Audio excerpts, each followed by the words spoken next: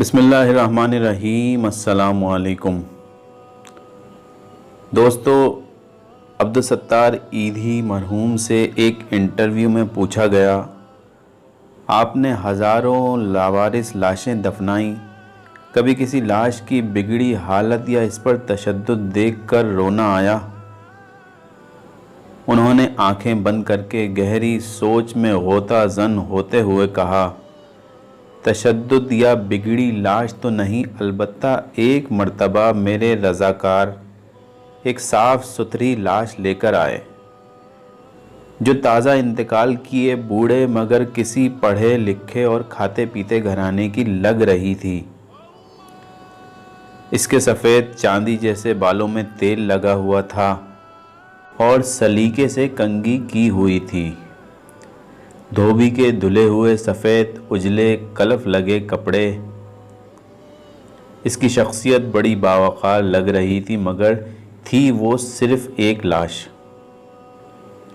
ईदी साहब फिर कुछ सोचते हुए गोया हुए, हमारे पास रोज़ाना कई लाशें लाई जाती हैं, मगर ऐसी लाशें जो अपने नक्श छोड़ जाएं कम ही होती हैं।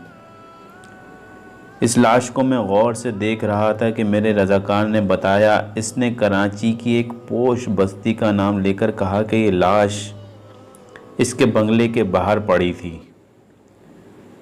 हम जो ही बंगले के सामने पहुंचे तो एक टैक्सी में सवार फैमिली जो हमारा इंतज़ार कर रही थी, इसमें से एक नौजवान बरामद हुआ और जल्दबाजी का मुजाहरा करते हुए एक लिफाफा हमें थमाते हुए बोला, ये तदफीन के अखराजात हैं। फिर वो खुद ही बड़बड़ाया, ये मेरे वालिद हैं, इनका ख्याल रखना, अच्छी तरह गुस्ल देकर तदफीन कर देना। इतने में टैक्सी से आवाज़ आई। ये सुनते ही नौजवान पलटा और मज़ीद कोई बात किए टैक्सी में सवार हो गया और टैक्सी फर्राटे भरती हुई आंखों से ओझल हो गई। ईदी साहब बोले, इस लाश के मुतालिक जानकर मुझे बहुत दुख हुआ और मैं एक बार फिर इस बदकिस्मत लाश की तरफ देखने लगा तो मुझे ऐसा लगा जैसे कि वो मुझे दरख्वास्त कर रहा हो कि ईदी साहब, सारी लावारिस लाशों के वारिस आप ही होते हैं, मुझ बदकिस्मत के वारिस भी आप बन जाएं। मैंने फ़ौरन फ़ैसला किया कि इस लाश को गुस्ल भी मैं ख़ुद ही दूंगा और इसकी तदफीन भी मैं ख़ुद ही करूंगा। फिर जो ही गुस्ल देने लगा तो इस उजले जिस्म को देखकर मैं सोच में पड़ गया कि जो शख्स अपनी ज़िंदगी में इस कदर मोतबर और हसास होगा, इसने अपनी औलाद की परवरिश में क्या नाज़ो नाम ना उठाए होंगे। मगर बेटे के पास तदफीन का वक्त भी न था।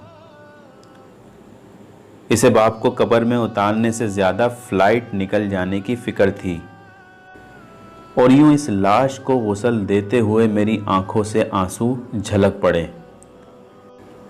फिर वो अपने कंधे पर रखे कपड़े से आंसू पोंछते हुए बोले, इस दिन मैं इंसानियत की डूबती नैया पर रो पड़ा। दोस्तों, हमें चाहिए कि हम अपनी औलाद के ऐश व इशरत के बजाय इनकी तालीम और ख़ास कर तरबियत पे तवज्जो दें, वरना मुस्तक़बिल में ये लाश हम में से किसी की भी हो सकती है।